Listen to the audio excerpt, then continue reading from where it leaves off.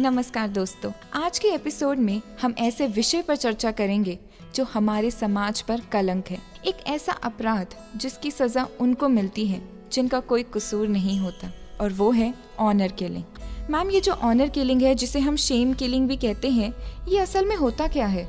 अपने सम्मान की रक्षा के लिए किसी को मार देना, किसी की हत्या कर देना। ऑनर किलिंग, अगर मैं थोड़ा सा अंकिता आपको थोड़ा पीछे ले जाना चाहती हूँ कि जब हम इस धरती पर मनुष्य हम पैदा हुए तो कोई दो व्यक्ति यदि मिलकर के अपना घर बनाते हैं, इकट्ठा रहते हैं, तो ये तो निश्चित है कि संतान की उत्पत्ति होगी, क्योंकि संतान की उत्पत्ति सिर्फ उन्हीं के सोचने से और उन्हीं के कार्य करने से संतान हुई है। तो ये शुरुआती दौर का ये था समझ कि हमारा जीवन देने का यदि अधिकार है तो हमारा जीवन लेने का भी अधिकार होता है।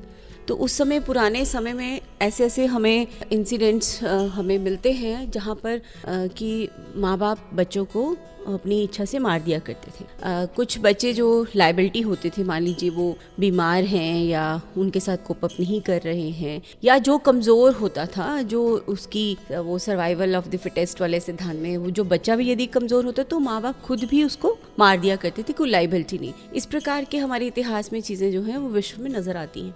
तो कहीं ना कहीं ये भावना तो है कि हमने पैदा किया है तो जीने का हमारा अधिकार है, और तो फिर हमारा उसको मार देने का भी अधिकार है। लेकिन ये बाद में जाकर के जब इसके ऊपर चिंतन हुआ तब ये समझ निकल कर के आई कि यदि कोई व्यक्ति धरती पर आया है तो वो अपने स्वाधिकार के साथ आया है, उसको भी जीने का राइट है। और इस प्रकार से जो वो बच्चों की इस तरह की हत्याएं थी उनके ऊपर रोक लगी और फिर एक जीवन को सम्मान दिया जाने लगा, क्योंकि द मोमेंट कोई इंसान धरती पर आ गया है तो वो फिर जीने का अधिकार उसका सुरक्षित हो जाता है।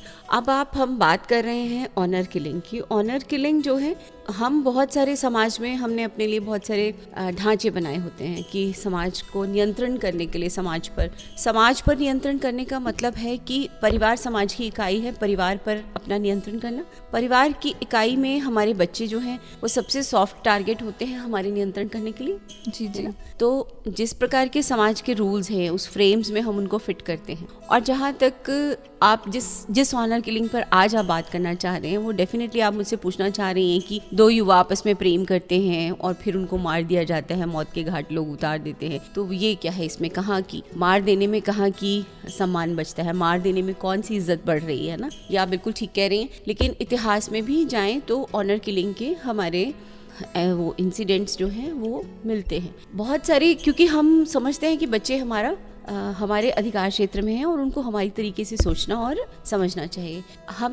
हम इंसान होकर के हम दोहरी जिंदगी जीते। हम एक तो प्राकृतिक है, प्रकृति हमसे क्या चाहती है ना, वो एक अलग चीज है। प्रकृति हमको 13 साल 14 साल में हमको माँ बनाने में सक्षम कर देती है, लेकिन हम अपनी समझ से कहते हैं कि नहीं, हमें 18 साल या 20 साल में होना चाहिए ना। प्रकृति तो एक युवा बच्चे को भी 16, 17, 18 साल में, लड़के को भी सक्षम कर देती है कि वो संतान की उत्पत्ति कर सकता है। लेकिन हम उसको अपने कंट्रोल में, क्योंकि समाज में हमने नियंत्रण करना और कुछ समझ हमारे प्रति भी विकसित हुई है, तो हम उसको आगे टालते हैं। प्रकृति और समाज दो विपरीत चीजें हैं। हम उन दोनों में तालमेल बनाने के लिए बहुत सारे नियम बनाते हैं। अब जहाँ तक हमारे इस क्षेत्र की यदि हम बात करें, हरियाणा, पंजाब, जो उत्तर भारत का क्षेत्र है, ऑनर किलिंग बड़ी आराम से है और बहुत आसानी से संभव भी है और होती भी रही है। भारत के बाकी प्रदेशों में भी है। ऐसा नहीं है कि मैं ये कहूँ कि हमारा दक्षिण भारत में इस तरीके की चीजें नहीं होती हैं, लगभग होती हैं कि हमारे निर्णय के विरोध में बच्चा कैसे चला जाए। कुछ सामाजिक दायरे हमने बना रखे हैं कि जहाँ तक विवाह का संबंध है कि विवाह बच्चों को अपनी रजामंदी से नहीं करना चाहिए। अब काफ़ी चीज़ें बदल रही हैं। पहले जाति भी एक बहुत बड़ा टारगेट होता था कि जाति के खिलाफ भी नहीं आपको जाना है ना, उम्र के खिलाफ भी नहीं जाना है, और पेरेंट्स की चाहे जाति में ही करना हो, लेकिन पेरेंट्स की यदि रजामंदी नहीं है तो उसके लिए भी इस तरीके के पनिशमेंट्स हैं वो हुआ करती थी। लेकिन अब थोड़ा सा समय बदला तो है, पर इतना भी नहीं बदला। अभी तो आर्थिक जो स्थिति होती है उसके अंदर भी अगर आपको लगता है, माँ बाप को लगता है, परिवार वालों को लगता है कि ये शादी वो कर रहे हैं या गलत किया है तो वो भी टारगेट हो जाता है। लेकिन मैंने ये देखा है पूरे के पूरा ऑनर किलिंग का जितने भी मैंने केसेस स्टडी किए हैं, जिन लोगों से मिली भी हूँ, उन परिवारों से जाकर के मिली भी हूँ, एक स्त्री और एक पुरुष, एक नर और एक मादा, दोनों आपस में आकर्षित होते हैं। जब वो आकर्षण होता है तब ना उसकी जात होती है, ना उसकी बिरादरी होती है, ना उसका आर्थिक चीज़ें होती है, वो टोटली प्राकृतिक है ना। और ये बाद में समझ पैदा होती है, ठीक है, बाद में उसको समझाया जाता है कि भी ये तुम्हारी जाति है, ये तुम्हारा धर्म है, ये धर्म भी एक टारगेट है कि धर्म के खिलाफ भी कोई नहीं जाए। तो बहुत सारी चीज़ें हैं जिनके लिए मारा जाता रहा है जी। और मार करके शान भी समझी जाती रहेगी, ये हमने कर दिया, हमने बताया था ना कि हमारे घर की लड़की तो ऐसा कर ही नहीं सकती जी, है ना। तो उसमें एक अहंकार की जो भावना है कि वो भी है। अब बहुत सारी, अब तो समाज ने काफ़ी चीज़ें स्वीकार कर ली ड्यू कोर्स ऑफ टाइम, लेकिन जाति को एक तरफ से परे छोड़ दिया है काफ़ी हद तक कि अब जाति पे इतना ध्यान नहीं हो रहा है, जाति पे भी, फिर आर्थिक स्थिति पे भी इतना ध्यान नहीं हो रहा है कि वो जो मैच मेकिंग जो परिवार आपस में करते थे उसमें काफ़ी चीज़ें बदलाव आई हैं। लेकिन अगर यदि ऑनर किलिंग यदि बची है तो अपने सबसे घिनौने रूप में बची है आज भी। यदि मैं हरियाणा का संदर्भ लूँ जहाँ पर मैंने खुद को देखा है, खुद मैं गई हूँ ना, वहाँ पे भयंकर स्थिति है। वहाँ पर गोत्र विवाद अपने आप में, गोत्र के कारण शादी जो है लड़ाई होती है और गोत्र के कारण उनको मार दिया जाता है। जी। तो हमें सुनीता मैम से काफ़ी कुछ पता चला ऑनर किलिंग के बारे में कि ये ऐसा क्यों होता है और ये कब से चल रहा है। मैम, हमारे संविधान ने हमें बेसिक राइट दिया है, राइट टू लाइफ, जिसके तहत कि हमें पूरा अधिकार है कि हम अपना जीवन अपनी इच्छा के अनुसार व्यतीत कर सकते हैं और कोई भी हमसे हमारा ये अधिकार छीन नहीं सकता। परंतु जैसे आपने हमें ब्रेक से पहले बताया था कि कई पेरेंट्स ऐसे होते हैं या फिर ऐसी मान्यता है लोगों में कि अगर मैंने इसे जन्म दिया है तो ये मेरा अधिकार है, ये मेरी धरोहर है, तो मैं इसे राइट टू लाइफ छीन सकता हूँ। तो मैम, इस चीज को रोकने के लिए सरकार ने क्या क्या स्टेप्स लिए हैं? देखिए अंकिता, जिस दिन बच्चा माँ के गर्भ में आ जाता है, जो राइट टू लाइफ है वो उसी दिन से शुरू हो जाता है। जी। अगर माँ चाहे भी तो हमारा संविधान, हमारा कानून जो है उसको गर्भपात की भी इजाज़त नहीं देता कि मैं अपनी स्वेच्छा से, जब बच्चे का एक निश्चित समय रहता है कि 4 हफ्ते, 5 हफ्ते, 6 हफ्ते जो भी निर्धारित है, कि उसके बाद हम उस बच्चे को, हम पेट में भी हम उसको मार नहीं सकते हैं। जी। तो हमारा राइट टू लाइफ वहीं से स्टार्ट हो जाता है। सरकार ने हमारा इतना इंश्योर किया है। और फिर हमारा अगर हम माँ के गर्भ में आया है तो उसको जन्म लेने का अधिकार है और वो जन्म लेगा ही। और आपने देखा होगा बहुत सारे, जहाँ तक सरकार की बात है, आपने देखा होगा कि बहुत सारे कई बार रेप केसेस में किसी गर्ल को प्रेगनेंसी होती है, या कई बार बहुत ज़्यादा मेंटली रिटार्डेड होते हैं, सड़कों पे घूम रही होती है, उसको प्रेगनेंसी हो जाती है ना। बहुत सारे विवाद चल रहा होता है कि ये बच्चा जिसका पता ही नहीं है कौन है, कहाँ से है, किसको रखा जाए कि मारा जाए। पर सरकार हमेशा स्टैंड लेती है, जो स्थानीय प्रशासन होता है वो स्टैंड लेता है और वो उस बच्चे को धरती पर लाने के लिए, उसको अच्छे से डिलीवर हो देने के लिए उसका संरक्षण करता है और उसको जन्म लेने का अधिकार देते हैं हम। अभी आपने चंडीगढ़ में वो परी वाला केस देखा, इस बच्चे का वो रेप केस हुआ और फिर उसकी प्रेगनेंसी हो गई तो वो परी नाम रखा, तो सरकार ने सारा खर्चा उठाया, उस लड़की को रखा, उसको पैदा किया बच्चे को, है ना। तो सरकार अपने स्तर पे प्रयास करती है और पनिशमेंट्स जो है वो भी देती है सरकार। तो पनिशमेंट में तो कानूनन अपराध है, तो सरकार तो अपने स्तर पे काम करती है, पर हम कितना वो करते हैं वो देखने की बात है। मैम, आपने बताया कि कानून तो अपने स्तर पर काम कर रही है, वो कई सारे स्कीम्स या फिर कहीं ना कहीं राइट्स बना रही है ऑनर किलिंग को प्रिवेंट करने के लिए। लेकिन मैम, क्या इन सारी चीज़ों को बनाने के बाद भी ऑनर किलिंग प्रिवेंट हो रही है? अगर हम आंकड़ों पर जाएं तो क्या कुछ कमी आई है ऑनर किलिंग की पहले से लेकर अब तक? देखिए, जो इस तरीके के घिनौने और सामाजिक से अपराध होते हैं, इनके जहाँ तक आंकड़ों की बात होती है, आंकड़े क्या हमने दर्ज किए हैं? हमने आंकड़े ही दर्ज नहीं किए होते। बहुत सारे ऐसे केसेस हैं जो दर्ज नहीं होते। जी। ठीक है। और बहुत सारे केसेस, ज़्यादातर केसेस ऐसे ही होते हैं जिनको चुपचाप निपटा दिया जाता है, रातों रात उनको दबा दिया जाता है, रातों रात उनकी अंत्येष्टि भी हो जाती है। बहुत सारी चीज़ें होती हैं और कई बार गांव की पूरे की भी सहमति होती है कि भी नहीं, अब जो हो गया है वो ठीक है, इसको दबा लिया जाए। तो बहुत सारी चीज़ें होती हैं और कई बार सामाजिक दबाव के अंदर भी ये रिपोर्टिंग नहीं होती है ना। तो जहाँ तक ये कहा जाए कि आंकड़े कल सही थे, परसों सही थे या आज से ही आ रहे हैं, हर आंकड़ों पे तो मतभेद रहेगा। लेकिन हाँ, यदा कदा ये जो चीज़ें हैं वो सामने आ रही हैं। यदा कदा नहीं, अक्सर आती हैं। कभी उत्तर प्रदेश से खबर है तो कभी पंजाब से है, कभी हरियाणा से है। तो थैंक गॉड कि मैंने हिमाचल से भी इतनी खबरें नहीं सुनती हूँ। दैट वुमेन के लिए one of the safest state in our North Indian region. I welcome and I appreciate the Himachal Pradesh, but yes, ये है हमारे पास इस तरीके का। आंकड़ों में कमी आई है, जितनी हमारा ज्ञान बढ़ना चाहिए था, जितनी हमारी बौद्धिक क्षमताएं बढ़नी चाहिए, जितनी हमारी आर्थिक क्षमताएं बढ़नी चाहिए थी, उस हिसाब से हम बल्कि और रिजिड हो गए हैं।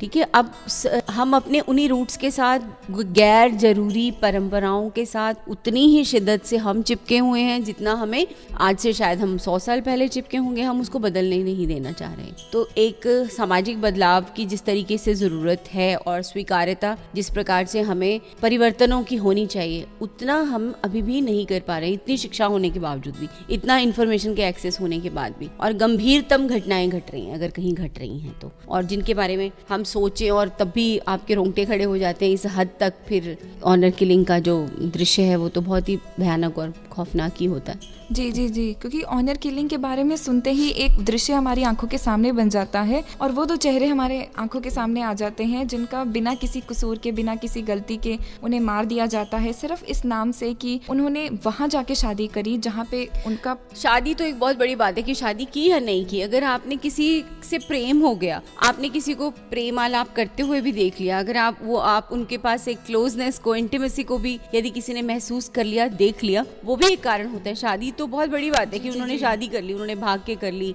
या वहाँ ये कर, उन्होंने ऐसा सोच कैसे लिया, उस पे भी ऑनर किलिंग होती है। मतलब ऑनर किलिंग का संबंध सिर्फ एक रिश्ते से नहीं परंतु सोच से भी है। सोच से है, डेफिनेटली सोच से है कि कैसे हुआ ये, कैसे लिया इन्होंने, है ना। जी। वो एक बहुत बड़ी चीज रहती है। एक खुद की ईगो है और समाज के प्रश्न है। ईगो से ज्यादा होता है कि कल को समाज में जिस प्रकार से परिवार को हंसी का पात्र बनना पड़ता है, हर गली नुक्कड़ का आदमी उनको छेड़ता है, उनको परेशान करता है कि हो गया, तुम्हारी गई ना तुम्हारी बेटी, या निकाल के ले गई ना, ठीक है, जो भी है, मतलब वो तो चली जाएगी, या वो लड़की चली गई, या वो लड़का चला गया, वो अलग घर भी बसा लिया, लेकिन जो हमारे समाज की सोच है, समाज उस परिवार को ही बसने नहीं देता। उस परिवार का ही दिन रात इतना ज्यादा हैरासमेंट करता है, तो उसको लगता है कि मेरे को रोज रोज के हैरासमेंट से अच्छा मैं एक बार मार के अपनी इज्जत कमा लूं, कम से कम गली मोहल्ला मेरी इज्जत तो कर लेगा।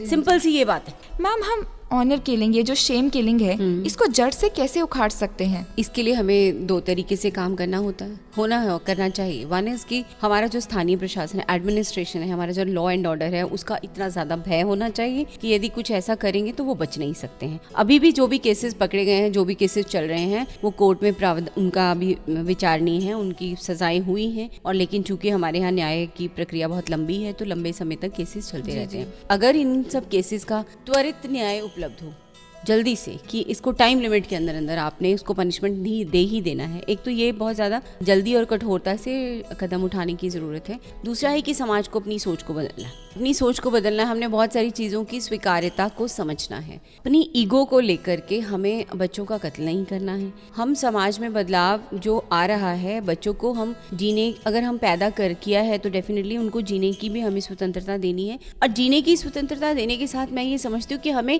बच्चे अपने जीवन को कैसे जिए, हमें कुछ स्वतंत्रता उनको भी देना है। जी। एज पेरेंट्स हमारी ये जरूर जिम्मेदारी बनती है कि हम उनके भले बुरे के बारे में सोचें, लेकिन हम भला बुरा सोचते हम उनकी जान ले बैठे, है ना, हम उन्हीं के अपराधी हो जाएं, हम उनका जीवन ही छीन लें। कोई माँ बाप ऐसा होगा जिसने बच्चे को मार करके भी अपने घर में चैन से सोया होगा? कितना इमोशनल टॉर्चर से वो भी गुजरे होंगे और बच्चे भी गुजरते हैं। माँ बाप बच्चों के संरक्षक होने चाहिए, रिश्तेदार परिवार संरक्षक होना चाहिए, उसको शेल्टर देना चाहिए। इसके बावजूद हम सिर्फ समाज के दबाव में कि कल समाज हमें क्या कहेगा, हम अपने ही बच्चों के खिलाफ झंडा उठा के खड़े होते हैं। जी कि नहीं, ये आप गलत हैं। ठीक है, बच्चों को थोड़ा नियंत्रण करना चाहिए, हम सबको करना चाहिए, बच्चे क्यों, हमें भी करना चाहिए, लेकिन मुझे ये लगता है कि हमारी समाज की जो सोच है उसको बदलना चाहिए। मैं तो ये मानती हूँ, अगर आपको नहीं पसंद, बच्चे ने गलती की है, लड़का और लड़की हमारे हैं, उन्होंने गलती की है, आपको वो पार्टनर उसका नहीं पसंद है और आपको लगता है कि ये मेरे स्तर से बहुत कम है, या कल को इकट्ठा नहीं रह सकेंगे, या वन और द अदर रीजन। हाँ, ये बात अलग है कि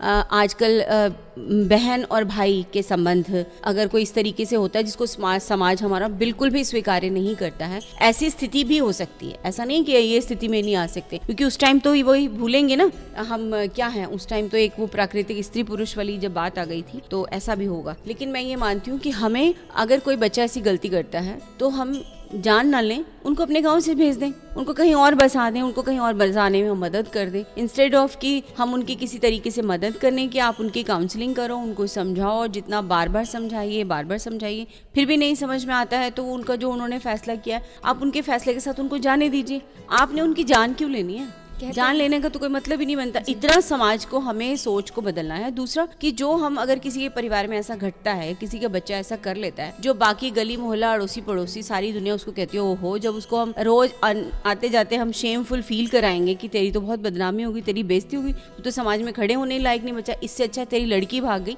इससे अच्छा तू आत्महत्या तू खुद कर ले, तू तो समाज में मुंह दिखाने लायक नहीं। जब हम किसी को इस तरीके की बातें करेंगे, क्या वो परिवार कंफर्टेबल रहेगा? नहीं रहेगा।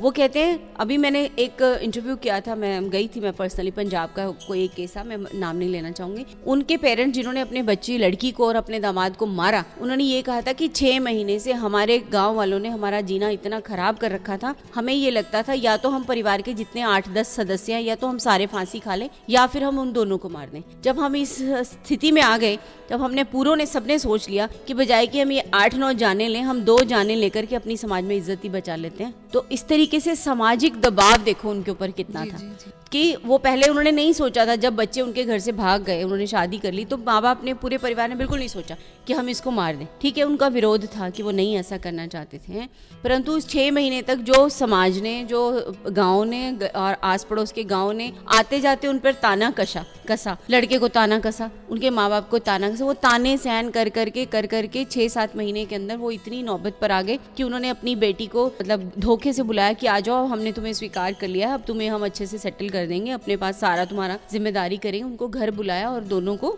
मार दिया। ठीक है, वो इस तरीके का जो एपिसोड हुआ। तो मेरे कहने का भाव ये कि समाज को भी अगर इन चीज़ों पर इतना किसी के ऊपर दबाव बनाने की ज़रूरत नहीं है, उनको बहुत सादगी से उस चीज़ को देख लेना चाहिए। एक साइकोलॉजिकली उनको हम देख लें, उनको जीने का हम अधिकार दें, तो मुझे लगता है कहीं ना कहीं हम सबको बदलने की ज़रूरत है। जी, तो मैम अंत में आप कोई संदेश देना चाहेंगे? मैं ये संदेश, मैं थोड़ा बड़ी कॉम्प्लिकेटेड सा हो गया मेरे लिए कि मैं इस पर संदेश क्या दूँ, क्योंकि मैं फिर विरोधाभास में आ गई कि प्रकृति वर्सेस समाज हो रहा है ना। प्रकृति हमारी कुछ और कह रही है, हमारा समाज कुछ और कह रहा है, जबकि हमको दोनों के बीच में नियंत्रण स्थापित करना है, संबंध हमें दोनों का बनाना है ना। हम इतना भी छूट नहीं दे सकते हैं कि पशुओं में और इंसान में फर्क ही ना रहे, है ना, और इतना भी नहीं कर सकते कि हम किसी का हम जीवन ही ले लें। समाज को मेरा संदेश ये है कि जहाँ जिस हद तक हम स्वीकार कर सकते हैं, अपने बच्चों को स्वीकार कर सकते हैं, बेटी पत्नी जो भी हमारे परिवार में है। अब बहुत सारी केसेस तो ऐसा भी नहीं है कि हमने बच्चों को ही मार दिया, उसमें पत्नी गलत है तो पत्नी को भी मारो, और कोई घर में और कोई संबंध में कोई गलत है तो उसको भी मारो। तो मेरा कहने का भाव सिर्फ मैं ये चाहती हूँ कि कृपया ना मारें। हमारा जान लेने का कोई अधिकार नहीं बनता, हम उनको संरक्षण दें, हम उन्हें समझाएं और हम अपनी सोच को बदल लें। जी, बस ये। दोस्तों, कहते हैं ना कि जियो और जीने दो, अंग्रेजी में भी कहावत है लिव एंड लेट लिव। और मैम भी हमें अपने आज के संदेश से बस यही कहना चाहते हैं कि उन्हें जीने दो, उन्हें समझाओ अगर वो गलत है, परंतु आपके पास ये अधिकार नहीं है कि आप उनसे जीने का हक छीन सको। Thank you ma'am, busy schedule से टाइम निकालने के लिए और हमारे लिसनर्स को ऑनर किलिंग के प्रति जागरूक करने के लिए।